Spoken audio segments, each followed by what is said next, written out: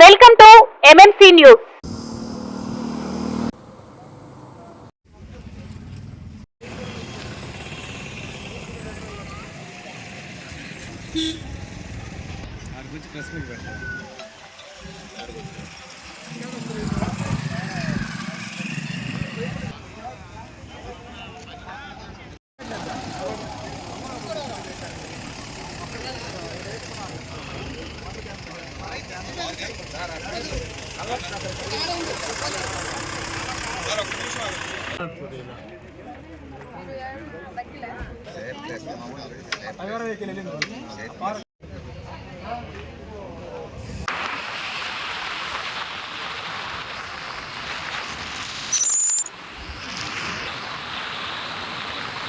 వేల ఎకరాలు కబ్జా అయిపోతుంది.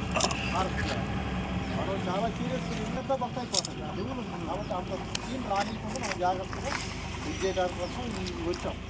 సో ఇప్పుడు మనకి మీరు ఇక్కడ ఎందుకు పెట్టాను, ఇక్కడ ఈ పాయింట్ ఎందుకు పెట్టాను అనేది మీరు అర్థం చేస్తారు. ఎందుకు చెప్తాను ఏమండి, మీకు కొంతమంది తెలుసు, కొంతమంది తెలియకపోవచ్చు.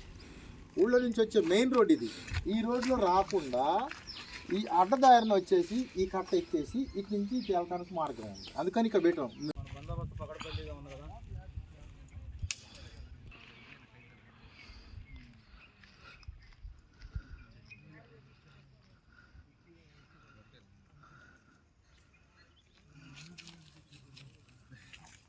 సాయంకాలం రావుతాడు ఇప్పుడు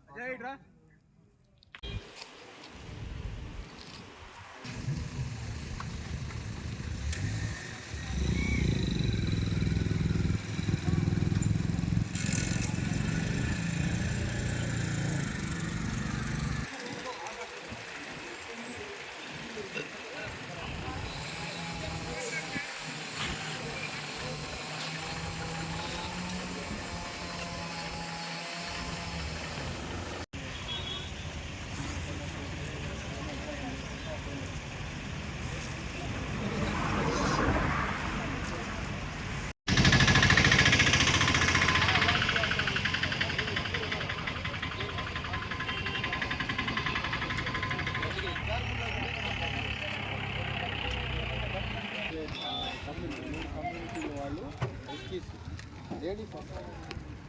లేడీస్ రోప్ పెట్టుకోవాలి. రోప్ ఉంది కదా, వచ్చిన వాళ్ళు వచ్చినట్టు వాళ్ళని ఇక్కడ హోల్డ్ చేసేసి వాళ్ళని వెహికల్స్లో ఎక్కించేసి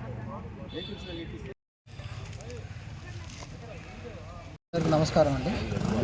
మనకి మోపూరు రిజర్వ్ ఫారెస్ట్లో ఎంక్రోచ్మెంట్ చేయాలని చెప్పి ముందస్తు సమాచారం దొరకడంతో పోలీసు వాళ్ళ సహకారం ప్లస్ రెవెన్యూ వాళ్ళ సహకారం తీసుకొని ఇక్కడ సెక్షన్ 144 సిఆర్పిసి విధించడం జరిగింది.